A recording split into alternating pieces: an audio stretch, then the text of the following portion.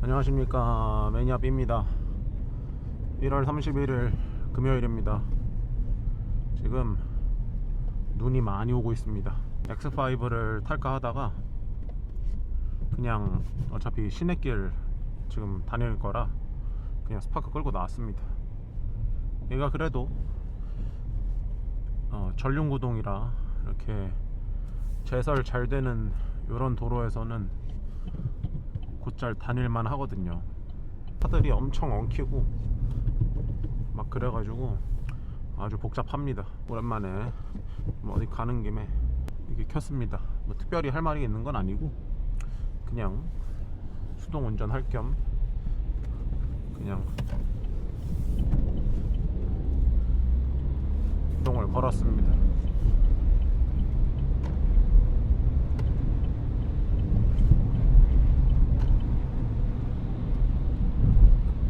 야, 눈이 많이 오는데 그래도 이 도로 간의 제설이 잘 돼가지고 다닐만 하네요.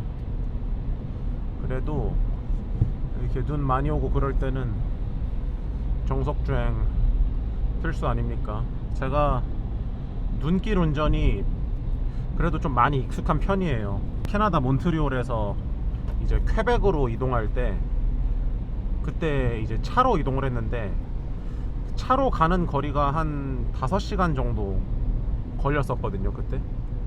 그때가 이제 크리스마스 시즌이었고 눈이 정말 너무 많이 와가지고, 눈이 어느 정도였냐면 그거 아시죠?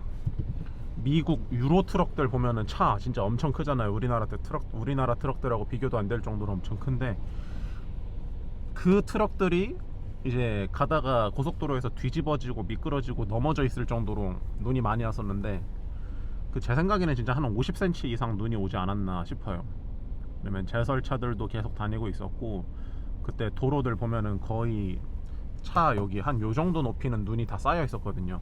X1, BMW X1 4륜에 이제 윈터 타이어를 장착을 하고 있었는데, 이제 그 정도 4륜에다가 그 다음에 윈터 타이어까지 장착을 하면은 이제 다닐 수는 있습니다. 근데 만약에 4륜이 아니고 그냥 뭐 후륜이나 전륜이었다 그럼 윈터 타이어를 껴도 좀 어려운 상황이었고, 그때 제가 몬트리올에서 퀘벡 이동할 때 이제 차로 이동을 했었는데 트럭들이 넘어지고 차들 막 뒤집어지고 난리 나고 구조되고, 뭐 저희는 이제 가까운 그렇게 막 먼 거리는 아니었는데 이제 가는 길에 눈이 너무 많이 와가지고 이제 와이프랑 같이 눈길에 좀 고생을 했죠. 이제 온도는 막 영하 15도 막 이런 상태에서 눈까지 엄청 많이 오고, 그런 간에 주행을 하려면은 이게 아무리 이 앞으로 송풍을 켜놓고 온도를 높이 올려놓는다고 해도 여기가 엄청 얼어가지고 이제 이쪽에 와이퍼질 하면은 쌓이는 눈이 여기에 얼어서 이제 가끔씩 창문 열고 이렇게 해서 여기 털고 막 그랬었습니다. 그래서 그때 트렁크에는 아이스 스크래퍼 긴 거 하나 갖고 있고, 이제 여기 지금도 이제 갖고 다니는데 여기 이 미니 아이스 스크래퍼 얘로 이제 문 열어가지고 주행 중에 이제 여기 까고 그러면서 운전을 했던 기억이 나네요. 다행히 사고는 없었습니다. 근데 그 정도 눈이 많이 오고 그러면은 이제 거기에서는 간단한 접촉사고나 그냥 툭 부딪히는 이런 정도 사고에서는 다들 그냥 좀 넘어가는 편이에요. 그때는 그냥 서로 다 좀 이해하고 지금 상황이 이러니까 얼른 약간 다 같이 얼른 탈출이나 하자, 약간 요런 느낌이었습니다. 그때 당시에는. 그래서 되게 어떻게 보면 좀 재밌었던 경험이에요. 그래서 그때 그리고 이제 퀘벡 돌아다니면서도 그 상태 그대로 계속 다니고 이제 안전하게 몬트리올로 복귀를 했었죠. 이제 그 다음에 이제 한 번은 토론토에서 나이아가라 폭포를 갔을 때였습니다.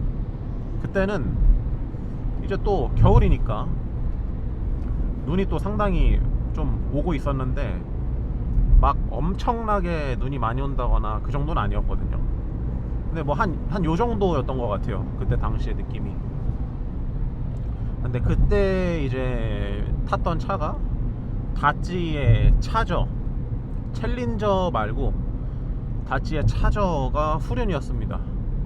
차들 막 빌리고 타고 다니고 그랬었어가지고 그때 토론토에서 나이아가라 갈 때는 이제 다치 차저를 이제 엔터프라이즈 렌터카에서 빌려서 탔었는데, 그때 눈이 많이 오니까 제가 야 이거 그 직원한테 이거를 타이어가 어떤 게 달려 있는지 물어봤는데 올 시즌 타이어가 달려 있다고 하더라고요. 그때 당시에는 뭐 차에 대해서 뭐 잘 뭐 거의 모를 때였습니다.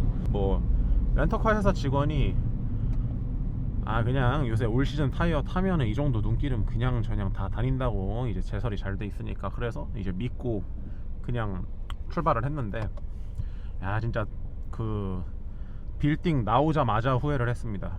그 빌딩 나오고 바로 횡단보도 좀 건너고 그러는데 이제 회전 구간에서 차가 뒤에가 날아가는 게 막 느껴져가지고, 뭐 어찌저찌 그때 당시에는 출발하는 날은 엄청 심하거나 그러진 않았어가지고, 이제 그때가 와이프 데릴러 토론토 피어슨 공항에 이제 갔었어야 했거든요. 차를 빌리고 피어슨 공항을 가는데 차가 그냥 약간씩 뒤가 날아가는구나, 조심히 운전해야겠다, 눈길이니까. 이제 뭐 그 상태로 이제 와이프 픽업하고 이제 나이아가라까지 안전하게 곧잘 갔습니다. 이제 그날 이제 나이아가라 구경하고 다음날 이제 토론토로 다시 다운타운으로 돌아오는데, 그때 그날 전날 저녁부터 숙소에 들어가는데 눈이 엄청 많이 오는 거예요. 너무 많이. 그래서 이거 심상치 않다, 이거 조심해야겠다 생각하고 막 있었는데, 웬걸 다음날 아침에 차가 완전히 눈에 뒤덮여가지고 아이스 스크래퍼로 긁어내는데 진짜 한 20분은 걸렸던 것 같습니다. 그때 막 얼고 막 그래가지고, 나야가라 있는 지역이 또 되게 추웠었어요 그때.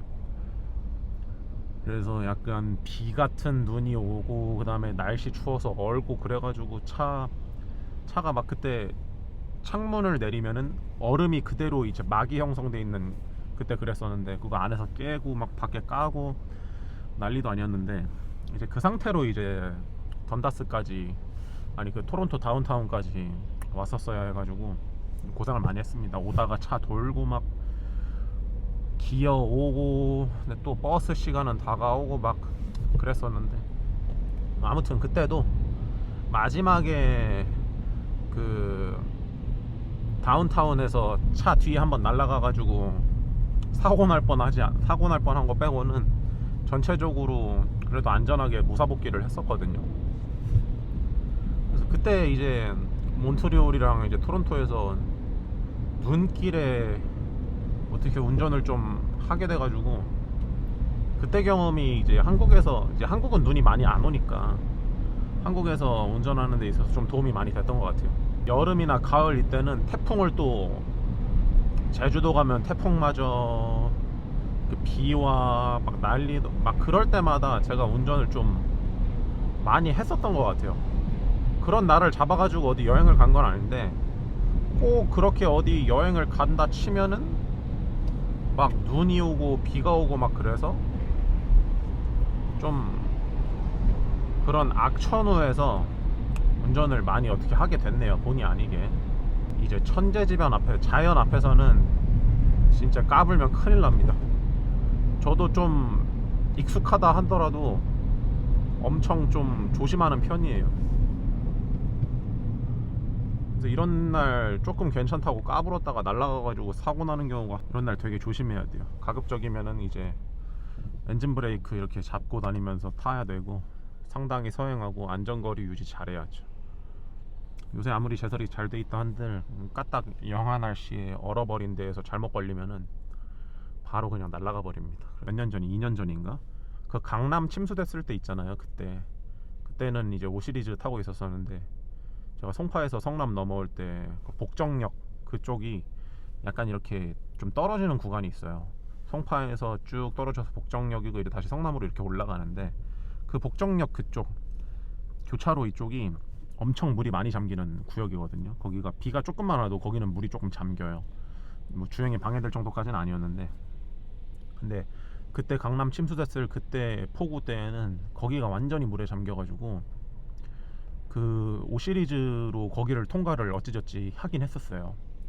근데 그때 뭐 침수됐던 차들, 멈춰있던 차들 보면은 뭐 BMW X4, 그다음에 뭐 소렌토, 렉스턴 뭐 이런 차들도 다 침수돼 있어가지고, 저 멀리서 보다가 이거 가야 되나 말아야 되나, 여기서 차 멈추고 돌아가야 되나 생각을 했었는데,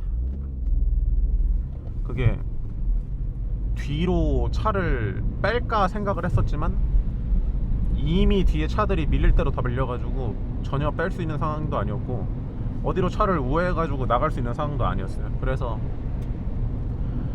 조졌다, 이거 큰일 났다, 이거 차 침수되면 이제 갖다 버려야 되는데 그 자차 보험 해가지고 전손 처리하고 그래야 되나, 그런 게 막 머릿속에 떠올랐는데, 이제 옛날부터 저희 아버지께서 그냥 말씀해 주셨던 게, 빗길 많이 오는 구간에서는, 이제 비 많이 오고 약간 잠긴 구간에서는 에어컨 끄고, 공조장치 끄고, 공기 인테이크에서 물이 먹어버리면 이제 바로 큰일 나버리잖아요. 근데 그때 뭐 다행히도 이제 인테이크에 물이 안 들어와가지고 저는 무사히 탈출을 어떻게 했는데, 만약에 이제 옆에 큰 차 지나가고 그 밀린 물살에 의해서 엔진룸 덮었으면은 그냥 그때 차 버렸었을 겁니다, 아마. 근데 뭐 다행히 그때도 탈출을 잘 하고, 그래서 그때 항상 그때 생각했던 게, 나중에 높은 SUV를 타야겠다, 그런 생각을 어렴풋이 하긴 했었습니다.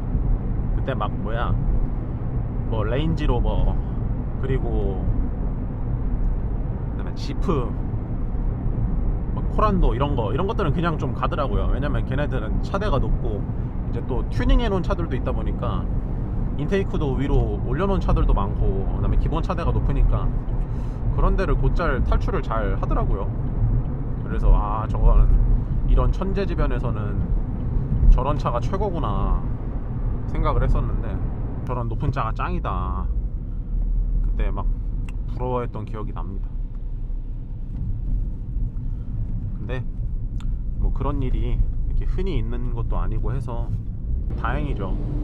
우리나라가 그렇게 날씨가 막 험악한 그런 것도 아니니 참 다행인 것 같습니다. 그래서 지금 이 정도 눈이 올 때 이 스파크로 시내 다니기에는 별로 큰 부담이 되진 않습니다. 그래서 추억이네요. 2017년도에 갔었고, 캐나다를 이제 그때 이리저리 좀 많이 돌아다녔었는데, 그때 또 한 번은 토론토에서 이제 퀘벡까지 15시간인가 걸렸던 것 같아요. 그때 빌렸던 차가 토요타 캠리, 연비도 막 진짜 10, 7, 8씩 나오고, 하이브리드도 아니었는데 차도 막 엄청 좋고 되게 괜찮았어요. 그리고 한 번은 토론토에서 뉴욕까지 또 차로 가고, 재밌었죠. 자연 앞에서는 좋은 차고 나발이고 기어가는 게 답입니다. 눈 많이 오면 차 안 가지고 나가는 게 최고고, 적당히 오면 진짜 서행하면서 안전운전 해야 되고, 안전거리 확보 제일 중요하고, 이제 매뉴얼 모드로 바꿔가지고 엔진 브레이크 위주로 잡고, 그런 식으로 좀 상당한 방어 운전을 해야 좀 안전하게 다닐 수 있는 것 같습니다.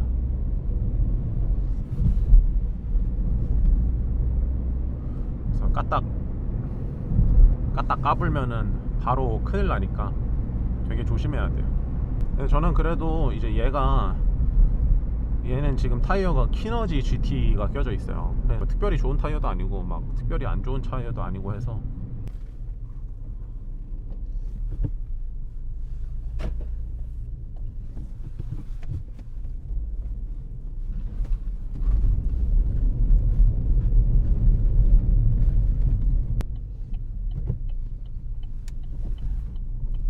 이제는 그래도 예전보다 다니는 게 좀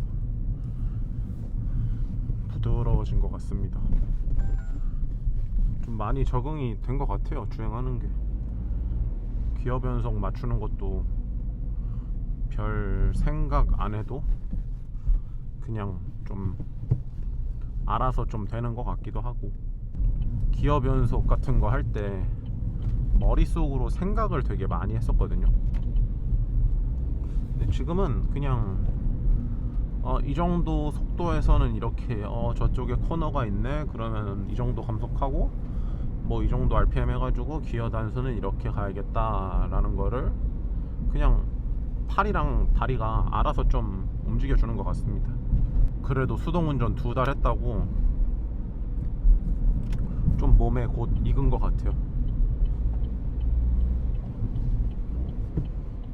이렇게 편하게 주행이 되니까 오히려 가면 갈수록 좀 더 재미있어졌고, 운전하는 게 가면 갈수록 운전이 좀 재밌어지는 것 같습니다. 자꾸 어디 근처 갈 때는 거의 스파크만 타게 돼요.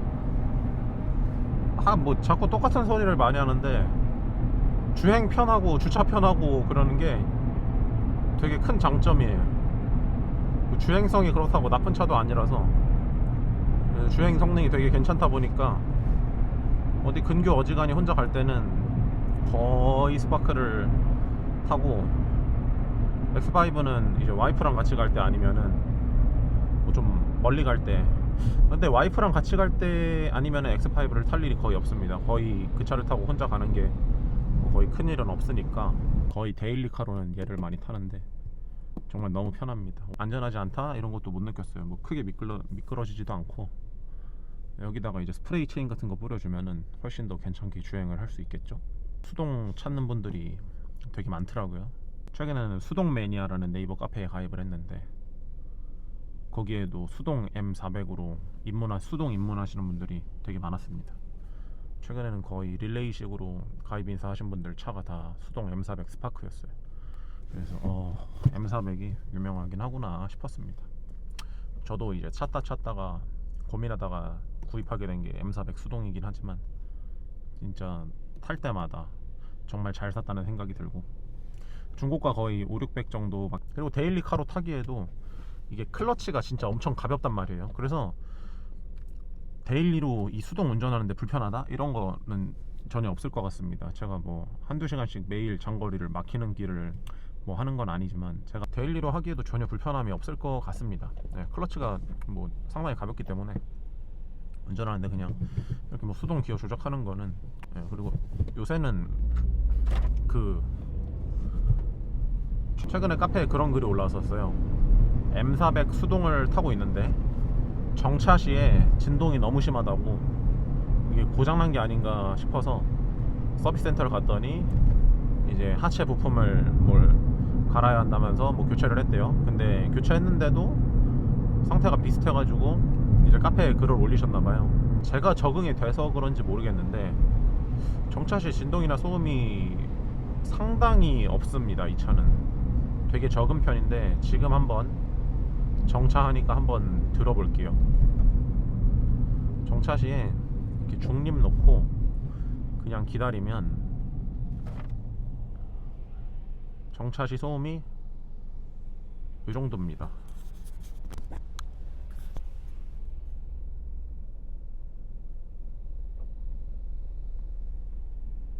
네, 이게 지금 정차 시 들리는 소음인데 되게 조용하지 않습니까? 저는 되게 조용하다고 느껴지는데, 근데 저는 이제 이 차를 가져오고 그 11월 30일 날 가져왔으니까 이제 2달 됐네요. 처음에 이제 기름 주유 한번 했을 때 그때 일반유 넣고, 그 다음부터는 계속 고급유를 넣고 있어요. 고급유 차이 해봐야 뭐 100원밖에 안 나고 이 차에 기름 많이 들어가지도 않아가지고, 얘는 그냥 4만원 정도 그냥 기름 한두 칸 남았네 넣으면은 4만원도 안 들어갑니다. 고급유 넣어도. 그래서 만땅으로 그 정도 넣으면은 거의 한 3주 이상 타거든요. 근데 고급유 넣으니까 이제 장점, 소음과 진동이 엄청나게 줄었고 차량 나가는 응답성이 진짜 많이 빨라졌습니다. 체감상으로는 진짜 30% 이상 되는 것 같아요. 일단 일반유 넣었을 때랑 바로 체감이 크게 돼서 저는 계속 고급유를 넣고 있는데, 이제 카페에서 이제 고급유 같은 거 이제 BMW 카페나 뭐 다양한 자동차 카페에서 항상 하는 얘기겠죠. 고급유 넣으면 좋습니까? 일반유 그냥 넣을까요? 아니면 뭐 고급유 권장 차도 아닌데 일반유 넣지 고급유 그거 넣어서 뭐 하겠다고 헛돈 쓰지 말고 그냥 그런 개똥차에 무슨 고급유냐 뭐 이런 얘기도 하고 막 그런 게 많은데, 저는 그냥 고급유를 이 차에 넣는단 말이에요. 저는 체감이 제가 느끼는 게 있고 해서, 이제 5 시리즈 탈 때도 일반유랑 고급유 차이를 극명하게 느꼈기 때문에 고급유를 계속 넣었었던 것도 있고, 그 다음에 얘도 이제 휘발유 차니까 고급류니까 그냥 넣는 거란 말이에요. 고급류가 권장이던 권장이 아니던 간에 일반류보다 좋을 수밖에 없단 말이에요. 뭐 과학적으로 어떻게 뭐 옥탄가가 높음으로써 뭐 발화점이네 뭐네 뭐 그런 건 전 잘 모르겠고, 아니 일반류랑 고급류가 나눠져 있는 것 자체가 이미 말이 끝난 거 아니겠습니까? 저는 그 고급류 넣을까요 일반류 넣을까요 고민하는 게 조금만 생각을 해보면은 되는 부분인데, 그걸 왜 고민하고 카페에다가 물어보고 왜 그러는지 약간 잘 이해가 안 가긴 합니다. 아니 당연히 비싼 게 더 좋으니까 주유소에서 갖다 놓고, 그 다음에 이제 고급 차량들에도 고급류 권장으로 들어가는 게 좋은 차의 관리를 위해서 고급류를 쓰는 건데, 뭐 다른 복잡한 건 전 잘 몰라요. 그 뭐야 올드카들도 뭐 프라이드, 티코, 그 다음에 국산 올드카, 외국 올드카, 영타이머 카들 보면은 20년 30년 된 거, 그 차들 다 고급류 권장 차들 아니란 말이에요. 그 차들 옛날에는 그냥 일반류 그냥 넣으면서, 그때는 지금보다 그리고 기름질이 더 좋지도 않았을 거예요 아마.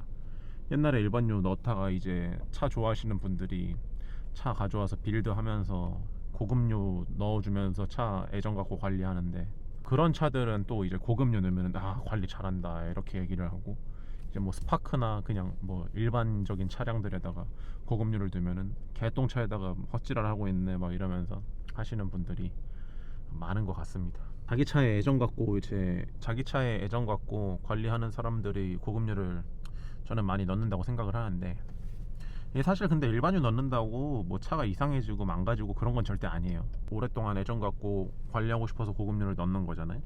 고급류 넣어 일반유 넣어 논쟁은 절대 끊이지 않는 것 같아요. 누구는 넣어라, 누구는 넣지 말라, 누구는 530, 540 뭐 이런 차에도 일반유를 넣는 사람도 있고, 누구는 저기 뭐야 슈퍼카에도 일반유 넣는 사람도 있고, 막 다 다르니까 일반유 넣을까 고급류 넣을까 논쟁은 끊이지 않을 것 같습니다. 저는 체감이 많이 되고, 근데 고급류를 넣으면은 이제 그런 얘기들이 있습니다. 시동성이 약간 안 좋아진다. 네, 실제로 제가 배터리를 간지 얼마 안 됐잖아요. 배터리 간지 2달이 안 됐는데 시동을 걸면은, 겨울이라 그런지 모르겠는데 시동 걸면 약간 힘겨워하는 건 있습니다. 근데 고급류를 넣으면은 이런 이제 저배기량 이런 차들은 시동성이 떨어진다고 하더라고요. 근데 왠지는 잘 모르겠습니다. 그냥 거기 카페에 글 남긴 사람들이 하는 얘기를 그냥 저는 본 거고, 이제 시동성이 약간 떨어진다라고 느껴지는 거 말고는 단점으로 와닿는 게 전혀 없습니다.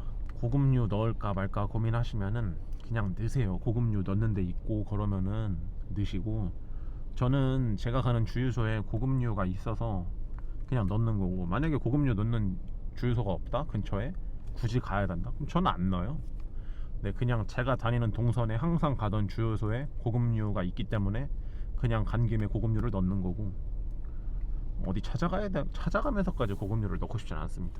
상관없어. 그냥 고급류 있으니까 그냥 넣는 거고, 자리 비어있으면 일반류 그냥 넣으면 되죠.